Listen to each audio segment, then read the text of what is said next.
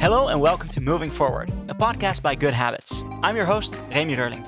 In this podcast, we make sure that you get all the insights that you need to build a high-performing learning culture to future-proof your organization. Whether you're an HR professional, a learning and development manager, or anyone looking to give your team a leg up, you'll learn the trends and tricks to get your people learning and moving forward. In each episode, we invite an expert or two to unpack some key statements designed to get them sharing their best insights. In this episode, we explore the myth of work-life balance, why the concept is flawed, and how Gen Z is reshaping the conversation, and why solutions like the 4-day workweek might not be the fix they think they are. To help unpack this, I'd like to welcome Roland Grootenboer and Nanique. Thank you both for joining us here today in the podcast. Nanique, I'd like to start with you. Who are you? What do you do? Well, my name's Nanique. I'm currently manager of the HR business partner team at GoodHabitz. Awesome. And the work-life balance, how do you think about that? Well, I'm in my personal life also a mom, so there's not much balance on some days. Other days there's a bit more. But I think I've managed to find a way that works for me and for my family as well. Cool. Let's get into that a little later. Roland, I'd like to ask you the same questions. My name is Roland. I'm a so-called HR expert. I'm self-employed at the moment. I have a history of working at several startups and in big tech. Cool. Great. And you're a dad yourself too? Yeah, and combine that with being self-employed. And I think we'll get to that. The boundaries between working or not working, yeah, that's a little vague at the moment. Very blurred. Yeah. All right, blurred lines. That's what we're going to talk about. Just for the people at home, we usually do this by unpacking 4 statements, which I'll read in full, and then we'll get into it. So, statement number 1. Work-life balance is a myth. Now, in the intro, we've already heard about that, right? It's a myth. I think, Nanique, you kind of agree with this, right? Well, to a certain extent, I feel a myth is something that feels really far away. I think people can reach a certain level of balance. But I also think there are days that the balance is nowhere near to be found. And that should be then balanced off again, the days that you feel very much in control. But I think it's to a certain extent you will never find a balance that will fully work for you. There are days that you're going to be tired, that you're not loving the job, that you're not loving the personal life, your home balance. Right. And there are days that you feel really well and really good. So I kind of agree with the statement, but I think it's maybe too negatively formulated still. Oh, right. Well, I mean, for myself, the whole idea of like technology and stuff, I know people that just turn off their phones while they're not at work, right? Or at least don't have any productivity apps on their phone. For me, I have a lot of those. So for me, work-life balance is also a suggestion. But this gets more into the blurred lines that you just talked about, Roland. What's that about? Yeah, I think the word work-life balance suggests the current state that we all are trying to reach, which is a still state where everything is perfect, everything aligns, and everything works. I think that's a myth in real life, to be really honest. In the current working lives we have, I think that's a myth. So I think having that in the back of your head and something you want to strive for on a day-to-day basis, that's hard. And kind of letting go of that perfect picture where all stars align and you're never tired, always loving your job, that does not exist. And I think that can free us a little bit. And I think that's why the concept of work-life balance should be more thought of as a moving state where we're constantly looking, constantly balancing. And that's an activity. That's not something you sit in and at one day reach and never have to work on that again. It gives you stress in and of itself to constantly find that balance. Yeah, I guess so. Yeah. Oh, right. Well, I mean, looking at balance, right? Seeking balance, I don't think that is a bad thing. I mean, you can't be on, as they say, all the time, right? You can't be thinking about work all the time. So balancing that out with having a personal life and trying to actively engage in that, why would that be such a bad thing then? No, it's not a bad thing. It's just that I think if we take one step back, the real question is, what are we looking for? When we talk about work-life balance, it's often not about work. It's about life. Yeah. We want often more life, less stress. work, less work. Which I I think that's step one. So when we talk about work-life balance, what are we actually looking for? We're often looking for more life and less work. And I think then historically looking, we're in this like the last decade or two, we're in this really weird state. If you go back 50, even 70 years, if you look what work has become in terms of in our daily lives, it's insane how big the transformation is. So even if you look at when the first time the word work-life balance popped up, I don't have the numbers here, but I can tell you it's not a century ago, it's shorter, right? Yeah. So we went from the factory and just working to get bread on the table, we went towards this all-fulfilling, all-consuming, high ambitious, sky is the limit type of role of work. And I think that's what work-life balance is really about. Like, how do we balance that with the rest of who we are as human beings? And I think that's a bit of a quest that will not have, and we won't fix that here today, unfortunately. No but holy grails here, folks. Right? That's a quest. And you mentioned it, Nanique. Like, I'm a dad too. Like, how do I balance my ambitions as being a parent together with my ambitions as being self-employed? That's hard. And quite recent. If you look at our working history, the role that work plays in our life, life, has changed drastically. And we're looking for that new state where it works better for us. And I think we see that it's squeaking a little bit. It's not perfect, let's be honest. No. But does it have to be perfect? You'll never find perfect. I think you started with that, right? So you will never reach that end state. Yeah. So it doesn't just give you more stress to try to reach that perfect level that you will never be able to achieve. And that, I think, comes back to the myth part. It gives you probably more stress looking at, I want to be the perfect parent, I want to be the perfect partner, I want to be the perfect employee, and how to combine it. You can't. You will never be perfect at all of it, if any of it. So why would you try to strive for it? Right. And also maybe linking to the work-life balance, the name in itself, I got triggered by what you said, Roland, because I think work is such a vital part of life. If you're not having fun at your work, you will probably feel that in your personal life as well. So it's not one or the other. I think it's so combined together these days, partly because you're on all the time, but also because it's important to have fun and have ambition and have energy and come home with a lot of energy and not be drained fully by the things that you do at your work. So for me, it's much more about finding the job that you love and actually fits you most, and how that can work around in your life. But that's also one of the things that I want to get into. A lot of us are, since the corona pandemic, we're working from home, right? That was the new normal a lot of the time. But that also blurs some more lines in terms of the workplace versus home place dynamic. Because, you're working while your kids are running around the house, let's say. So blurring the lines even more in that whole work balance idea. What do you think the role of that personal life is at that moment when you're working from home? Yeah, I find it tough to answer because that's actually one of the reasons why I don't like working from home, because I kind of get derailed into my personal life as well. And I actually prefer, for me personally, it works better to go to the office, turn your work mode on, if you will. Right, and then at the office where I also get a lot of energy from working with colleagues, seeing the people. When I have meetings, I enjoy having it face to face because it gives me so much more fulfillment by itself. So that's actually one of the parts that I really hated about the COVID time, that you had to be at home and it was so blurred lines. So for me, being able to get back to the office was so freeing again, so that I could have more clearer boundaries between what my personal life and my work life was. Would you almost say 9-to-5 mentality is something you would encourage? No, I can't. From that point of view? No, because what I do like is the flexibility to leave the office at 5, be able to have dinner at 6, and then maybe open my laptop again at 8.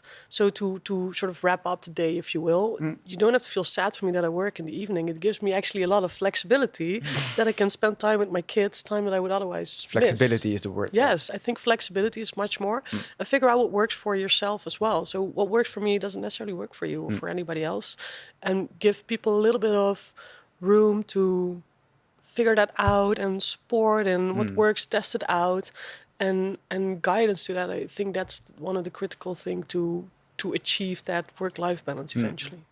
Yeah, well, for me, I used to have my own company too, with a couple of my colleagues, right? But at that stage, just thinking about work all the time, constantly, because you have a business to build, you have something to make of yourself.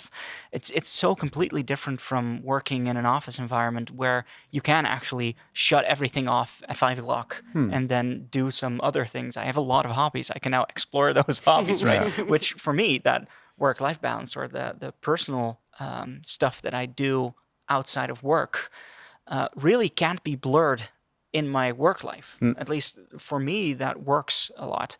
So work-life balance for me is also keeping my work away from stuff at home, right? And getting back to working from home, that becomes impossible. Because the same station that you, play music in the office, that is also your working office. So it also feels a little weird. And I think that also works in tandem with becoming burned out a lot more, right? We see a lot of burnout at this stage. And I think a lot of that has to do with just not being able to shut yourself off from work anymore due to all those blurred lines. Roland, I think you're the most foremost expert in all of that. What do you think about the effects that all these blurred lines, that no work-life balance has on burnout and the prevalence of it? Yeah, the hard part with a topic like burnout is that it's nuanced and it's layered. And it's very, I would not say take the role of the office post-pandemic, and working from home. That is not the problem or the solutions to our raising burnout numbers. And I think we need another 4 hours to paint a picture on what's happening in the world, from climate crisis to geopolitical stuff, what's happening with technology in terms of what did internet. You know how new internet is, and how it drastically changed our working lives. Again, this is all quite recent. We're still figuring this out. Then came the phone, then came social media, and now we have series like Adolescents who actually explain the influence it has on our heads and on our kids. I promise you, let's not go there. But I think it's important to paint a bigger picture when we talk about this, that it's nuanced, it's layered, it's bigger than us, but it's creeping into our offices. It's creeping into our office lives. And us as HR people, I think we as thought leaders, as we're supposed to be, should have a plan, an idea on how to counter some of these influences that are happening, and what we need to do in the workplace to make sure people thrive and don't get a free burnout when they apply. That's important. But first statement, this is very big, very layered. We do not live in a vacuum. Exactly. And also as employer, there's only so much you can do. You can create the environment. You can build the slides, you can give the free lunch, you can give the yoga lessons, which is all not at the core of what it should be. And we're going to talk about that. You should install great managers. Yes, you should set clear expectations. Yes, you should have continuous feedback. All of that. Yes. But still, we're working with people here that bring their own lives into their working lives, and that influences it. So I think before we get into solution modes, there's a limit to what we can do. And I think that's also where, and that's one of my big missions. I want to give people the feeling of control, which I think is lost in some sense. And when we talk about working from home or working from the office, I think at its core, it's about autonomy. It's about control. It's about being intentional about where you do your best work and figuring that out yourself, and then shaping your work week around that. And then feeling empowered. And feeling empowered. And I think that's a few of those topics which are quite abstract, circle around this topic. And I think the art of our job, which is beautiful, is how do we translate that to a day-to-day basis? And that's what's fun. Yeah, exactly. I have spoken with a lot of people that have some sort of burnout-induced symptoms, right? But they have a solution for this, which is statement number 2, coincidentally. Number well 2. done. Thank you. The 4-day work week solves all of stress. That is statement number 2. And as I said, we come from the whole talk about burnout, right? And a 4-day work week, well, it gives you more balance in that sense. 2 days of weekend instead of 3 days, that is a big difference. So does it solve stress? Do you see this a lot, Nanique? People opting for a 4-day work week, for instance? Well, maybe a couple of aspects here, because I don't see a lot of companies sort of implementing 4-day work week, at least not necessarily in the Netherlands. You do see more countries, more international countries, sort of look into that direction, or lower the amount of hours in the work week, maybe going from 40 to 36. I think Spain, actually, it's mandatory now as of somewhere this year. Yeah. And in the Netherlands, we're championing part-time work, of course. So there's a lot of room, I think, here in the Netherlands to work one day or half a day less. That you see a lot happening. But will it reduce all stress? Of course not. There's not one, like Roland just mentioned, there's not one solution to burnout or work-life balance, etc. I think it might help. And I think a company that would consider this kind of a solution is actually actively thinking about it. So it's rather something than nothing, I think, in this case. And the fact that they're thinking along, looking at what an employee needs, could this work for a company, etc., I think is really something to applaud and not just hammer down and say it won't work anyway, so stop trying. I applaud I applaud the initiative. What the reality does is that you still have to manage 40 hours of work in 32, or that the cost for the company will rise, so it will, in the bottom line, you will see it back, and that's still what most companies need in order to survive, right? You need to make a profit. So that's unfortunate, I think, and a downside of having a 4-day work week. That final thing that you said, is that true that you would see that in the bottom line? I mean, I get it. Well, if it's a fair point, because you might imply that it's you do the same in less hours, so you're more efficient in working it. So if that is really something that could get tested, and that's what science could prove, but I haven't seen the research yet. I didn't read all the research, but there might be somebody actually that tested it, because I wonder if that's the case. If that's true, then let's go for it, because that might actually be something really cool. You get an extra day, yes, if it's more, or not less efficient, let's say it like that. And then you get an extra day back. Yeah, I would go for it instantly. Let's go. Right, exactly. Well, one of the companies that have implemented that 4-day work week is AFOS, famously, who, with much ado, I think last year, told everyone, well, you could go home for one extra day. And I think that would be the first line of research where we see if that works, yes or no. I would be very interested. Yeah, exactly. So they didn't send everybody home, though, on that day.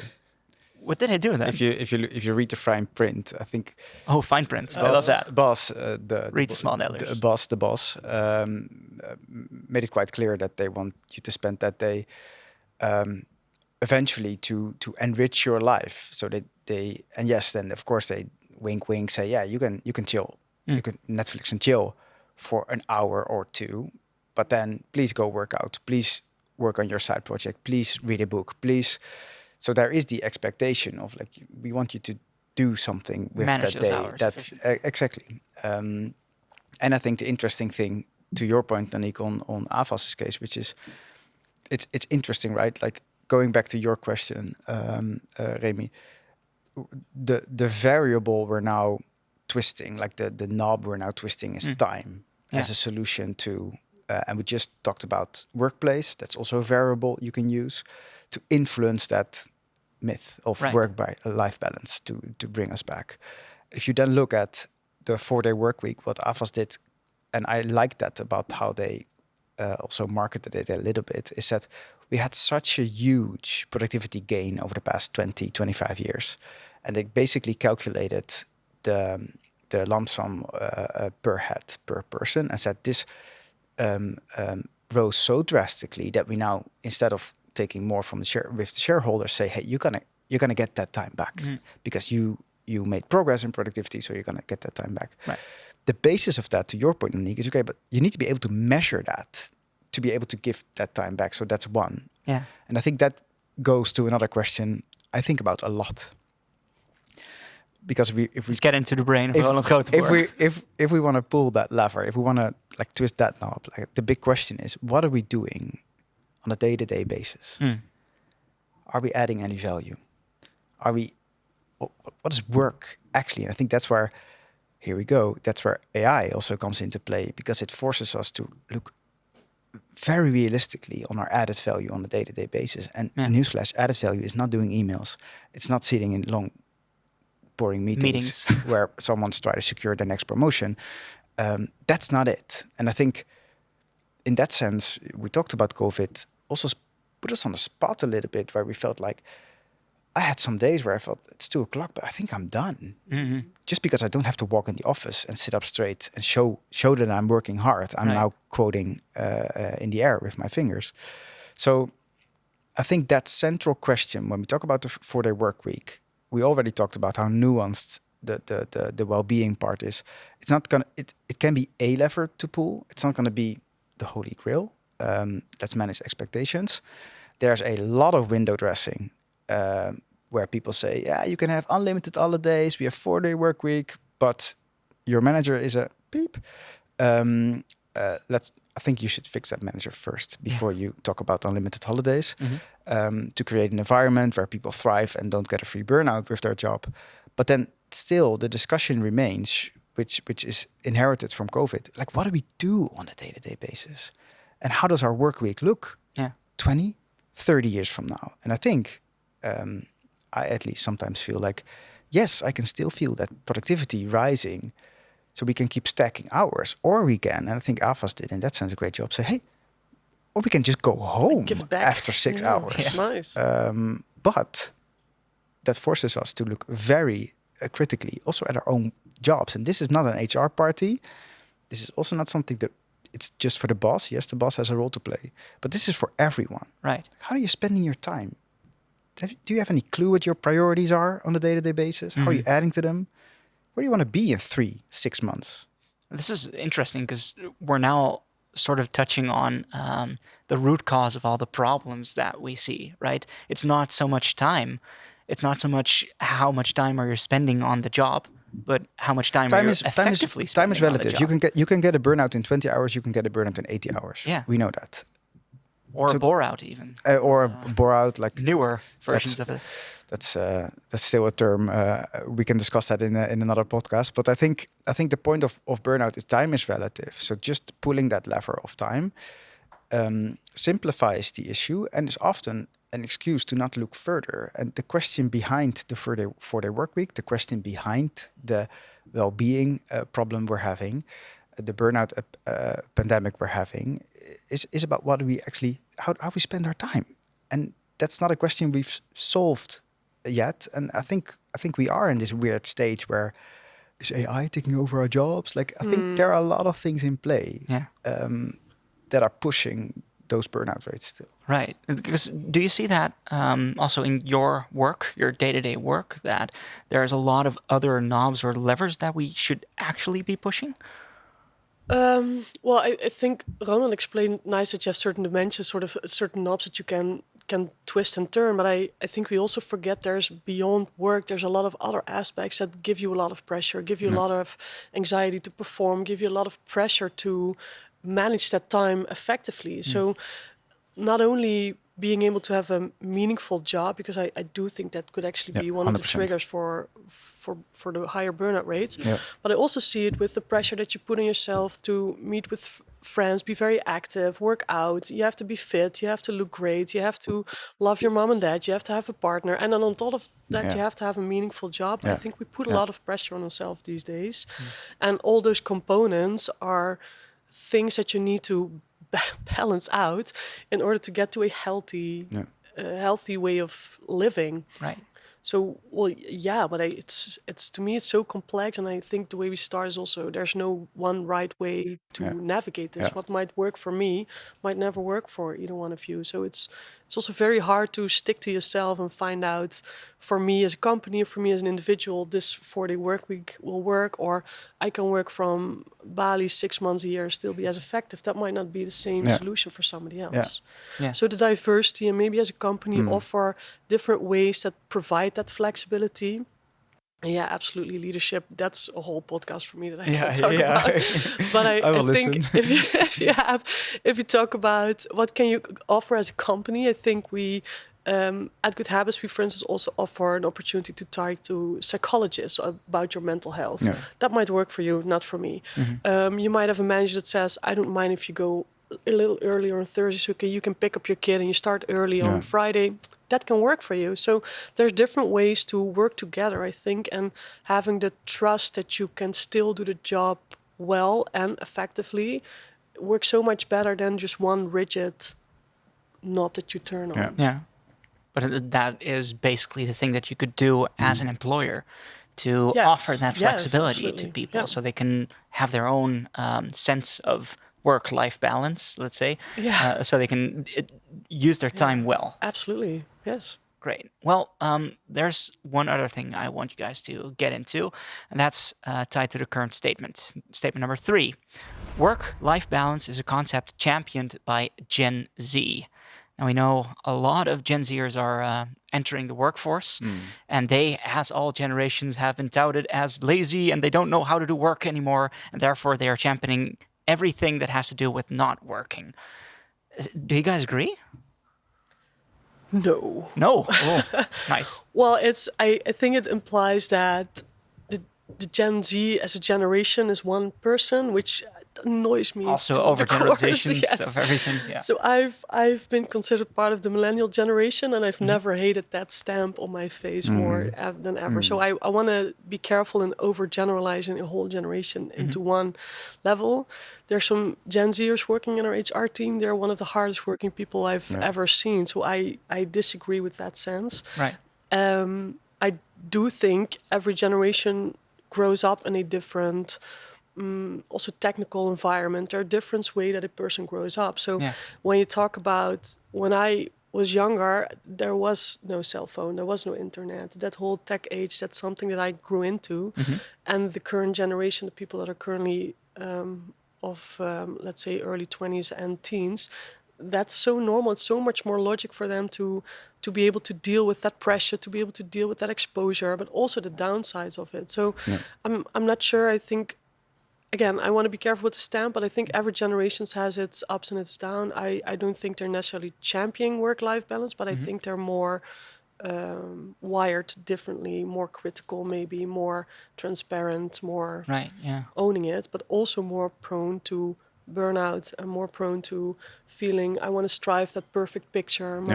My head doesn't look great, my jeans doesn't fit well. So there's a lot of downsides to that angle as well. Yeah, because you're talking about overgeneralization, though it does have some merit, of course, that as a generation you grow up in a different cultural perspective than your peers from a higher age. How do you say that? I don't know. Even older people, just older people. Let's just call them old people. No, but that cultural standpoint does mean that they are looking at different things in work and in their personal life. In a previous podcast here on Moving Forward, we actually spoke about Gen Z and their need for meaningful jobs, right? Not something to just work for a boss, but I need to add something to the world, right? Really focused on improving the world, let's say. So, Roland, do you think that Gen Z has a different perspective just on jobs in general?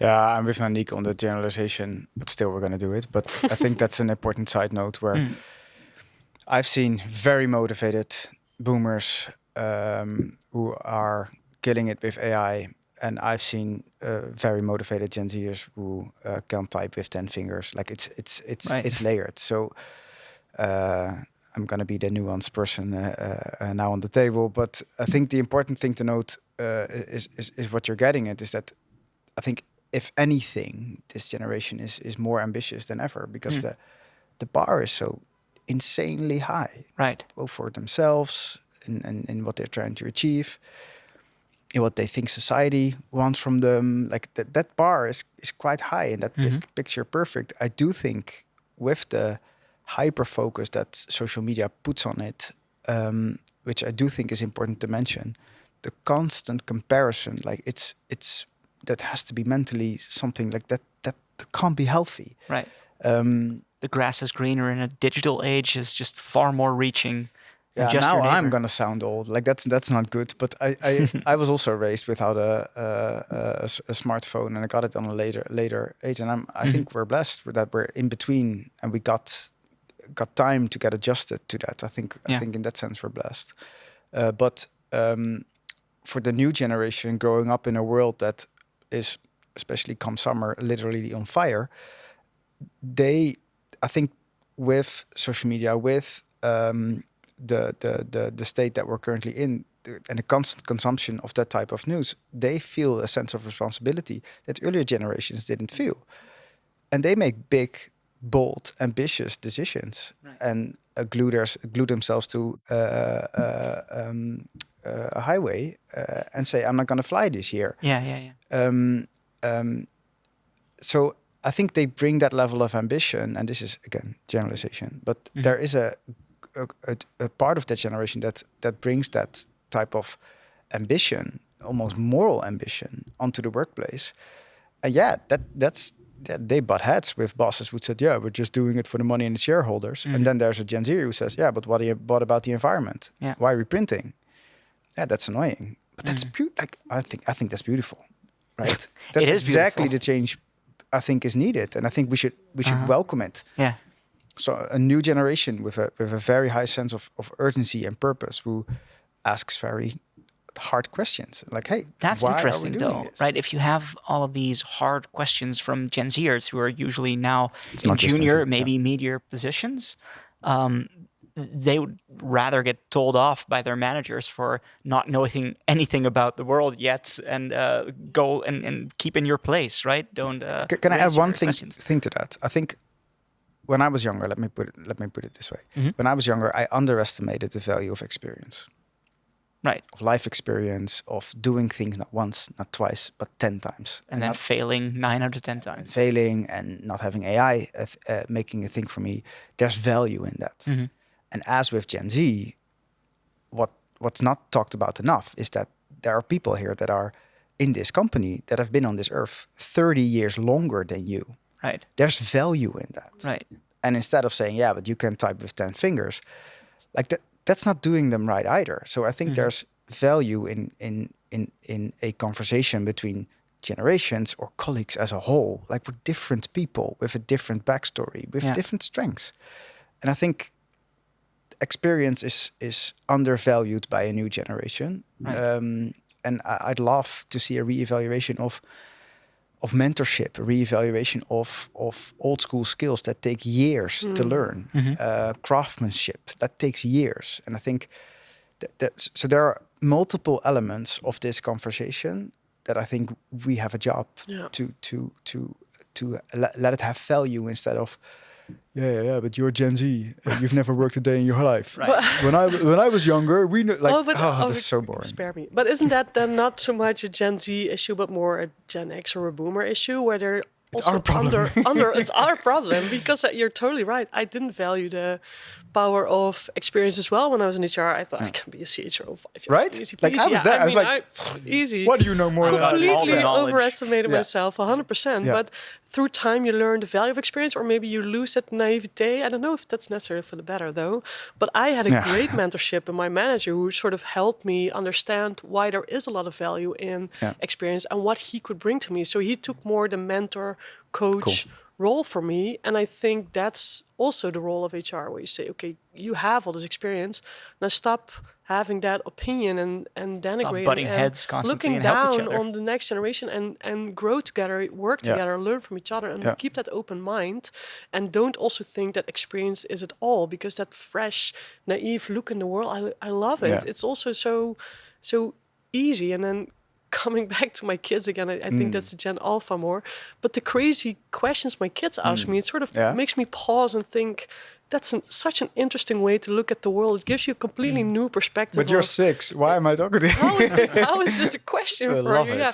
And then he also doesn't accept my answers sometimes, because it just doesn't add up in his head, Right. because it's not logical anymore. You're sort of wired in your experience also. Exactly. So maybe it's not a Gen Z issue. Maybe it's our issue, But is that also a parallel that we can move to the workplace, where there is stuff that Gen Z might learn from the older generations, or the other way around?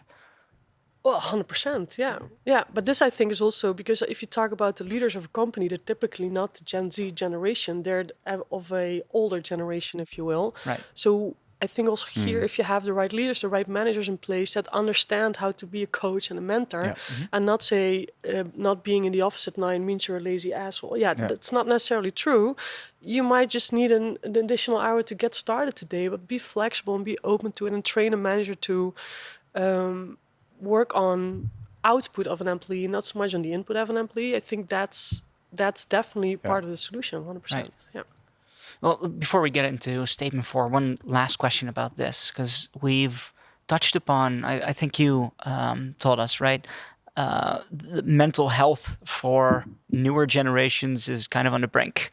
And that's because there's all kinds of stuff happening in the world that they are also more connected to than most others.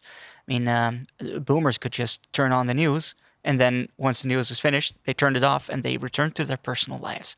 Those are some bold statements, but go on.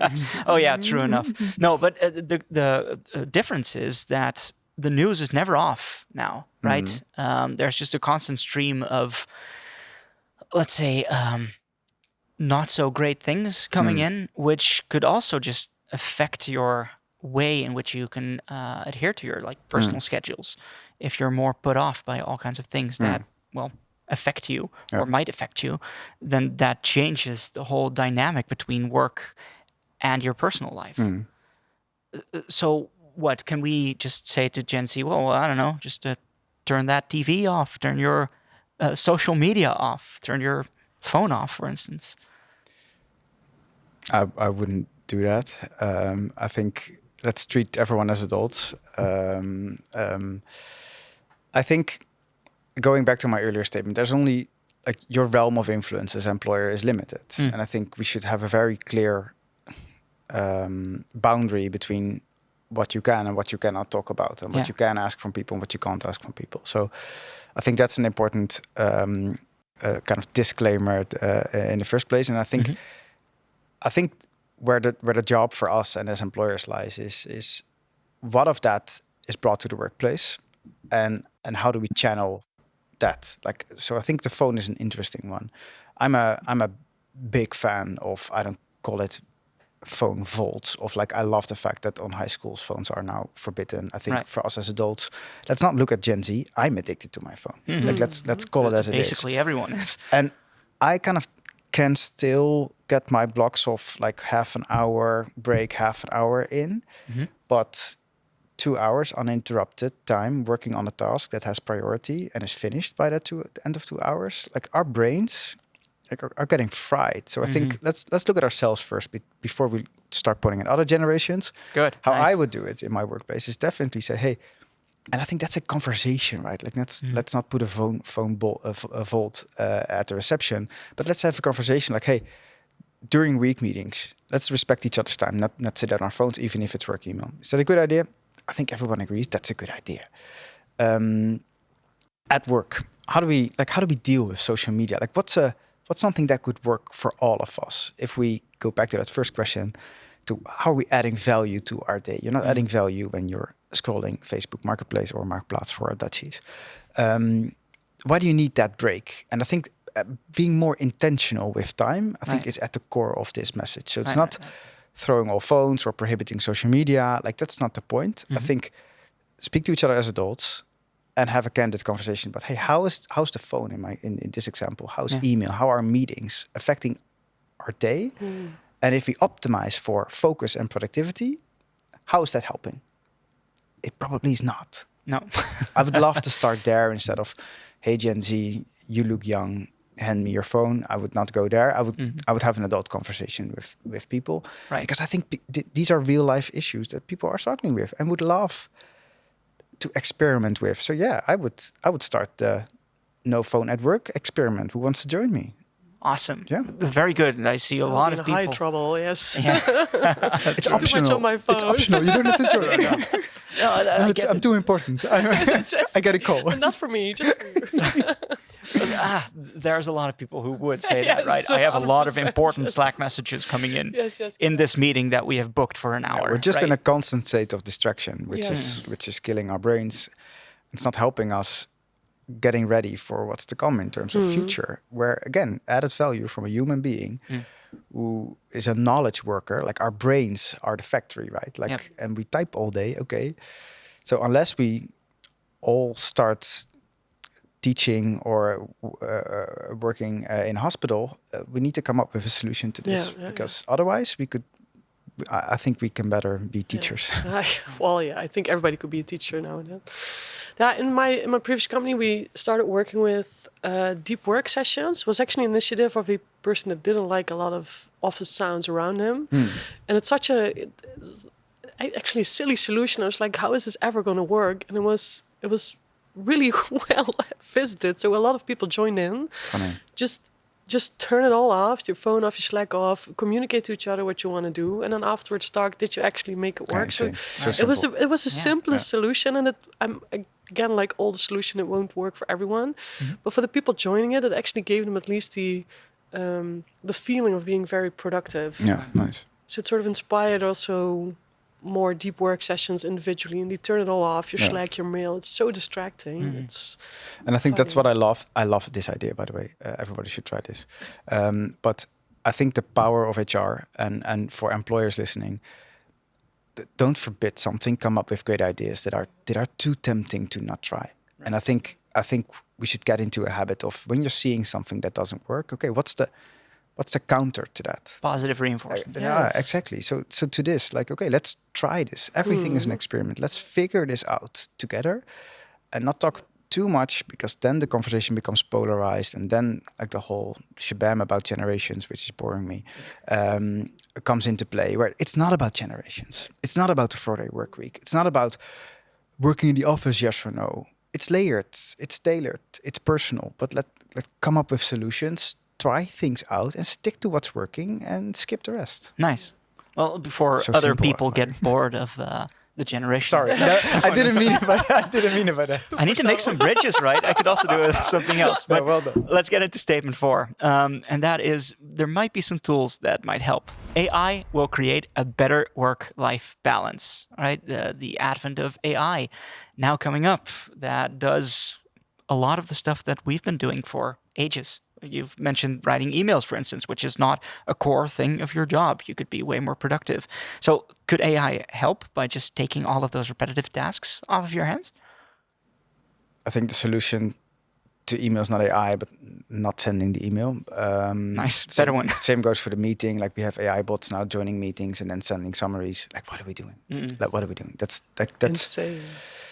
I think that's not the solution, and I think that's not where AI makes the biggest difference. Like, we see insane innovations, for example, in healthcare, where it's really proving the added value to human beings when it comes to research, when it comes to big sets of data, seeing patterns, like in a way, cancer detection, like, exactly, way up, and even more than that. So I think the upside of this new technological revolution to me is obvious, but as with 4-day work week, as with like, this is one more thing we can try, but it's not.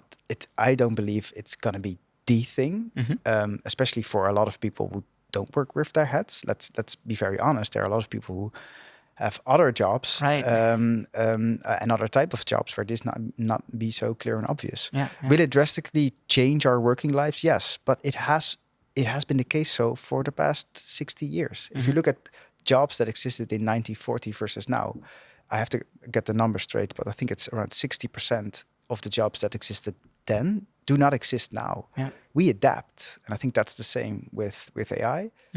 Our lives will drastically change. Hopefully, it will change for the better. Delete email. And I think, of course, the big question mark is like, how's it gonna change our working lives? And I think that's where the experimentation bit comes in again. Right. Because are there any like an AI things that you guys are trying within your work? Well, secrets, spill it. Spill all the beans. No. There's some things that we're trying. I think definitely everybody can join a lot of courses in proper prompt writing. I think that will solve a lot of solutions from the start. But I think within HR there are a couple of things that you could try out, and I think we've only hit the tip of the iceberg. But the one that I like most, which is also quite simple and is maybe not effective for all, but with the one I really loved is where you had the goal setting simulator. So it was a Slack bot. So one of our engineers just put it in Slack, make a feature out of it, put all our company KPIs in it. We had OKRs at that point in time. So they had company OKRs and the team OKRs. Nice. And then it said, this is my job, or you could type in, this is my job. They created this whole prompt that you just had to fill in the blanks. This is my job. This is my more or less the core responsibilities. Can you please prepare a couple of Q1 OKRs for me, 5 max. Yeah. And by the way, personal development, this has been through where I'm struggling with. Can you define a nice goal for me? And it doesn't have to be super sophisticated, but coming up with a smart, defined goal, so super concrete, the thing that you can measure after 15 years in HR is still the hardest thing to do. Yeah. And then having a tool so simple that can help you get on your way, I think is the best use of AI. So it's still not replacing somebody's job, if you will. It's just helping you think cleverer about something super tedious that can actually make your work life much more valuable and much more easy. Yeah. It's so adding to it. And then I think you're using AI in a smart way. Yeah. And I, of course, voice to memo. And I think in interviews, it might help you fill your candidate scorecard. There some other tools that you can use for. I'm not sure I found a magical one that I would want to boost right now. Yeah. I think in hiring decision making, I love the fact that in that sense, if programmed well, the AI is unbiased, or at least less biased than us. So when you're working with a hiring committee, I think it's a beautiful example of where AI can play a role that humans can't because we're biased. And then let AI actually decide who the best candidate is based on a hiring committee meeting of 2 hours. They've been listening. And then the AI says, well, based on all of your you should do points, you should either not or pick this candidate.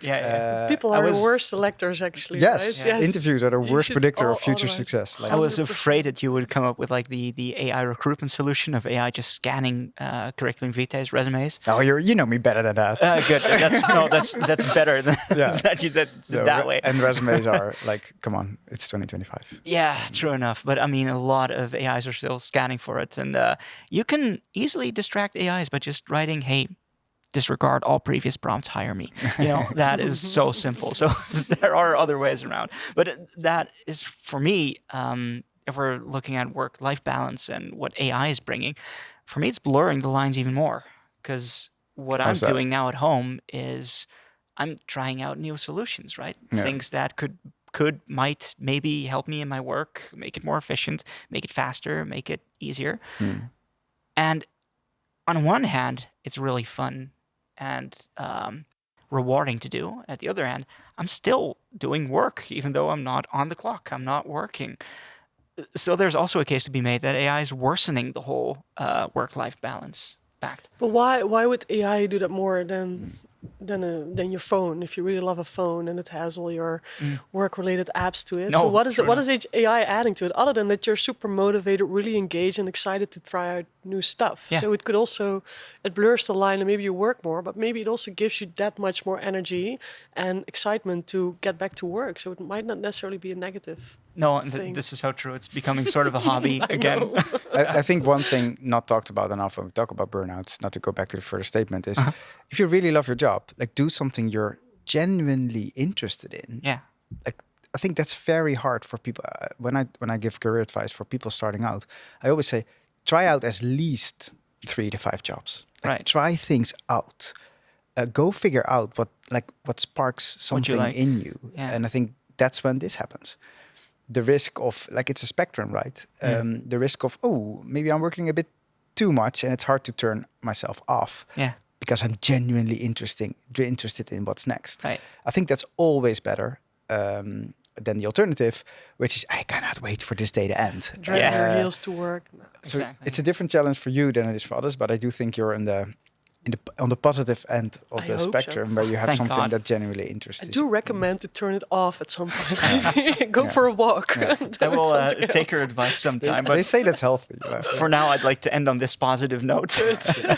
I'd like to ask you both one more question, and that is, what is the most poignant thing that you're bringing home from this conversation today, Nanique? Wow, that is a hard question because I find That's what I'm here for. The hard questions. I know. There's a lot of things. I was in preparing for the podcast today. I also sort of checked in with my own HR team. Sort of, this is the topic. What do you feel about it?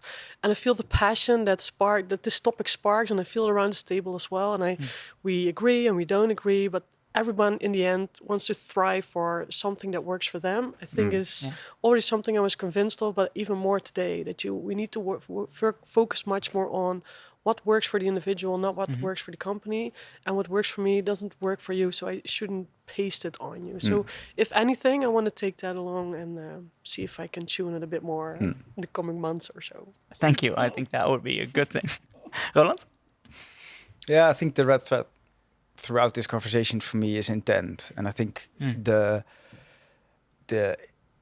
being intentional about our work week, I think a lot of the issues we discussed kind of evolve around that. And I think shaping the work week for the future with a big focus that Gen Z, if you may, is adding is how do we add value, purpose, impact and meaning to our working lives?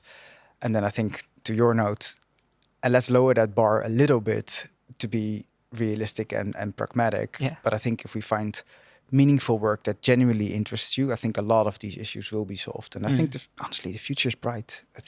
We have some of the nicest jobs because we can spend all day thinking about how we're going to make a job better, build companies where people thrive and can do exactly this. And I think, honestly, it's a privilege to have. There's good news. Right. Making things meaningful and actually not talking about work-life balance, but make your life work for you. Do it. Right? Yeah. Awesome. Thank you both for joining me today. And thank you at home too, because that's all we have time for today. So thank you so much for joining us on this episode of Moving Forward. If you've learned something new today, please share this episode with a colleague or a friend. And while you're at it, give us a review. This helps others to find our podcast and might help them move their people forward too. Thank you for joining, and until next time.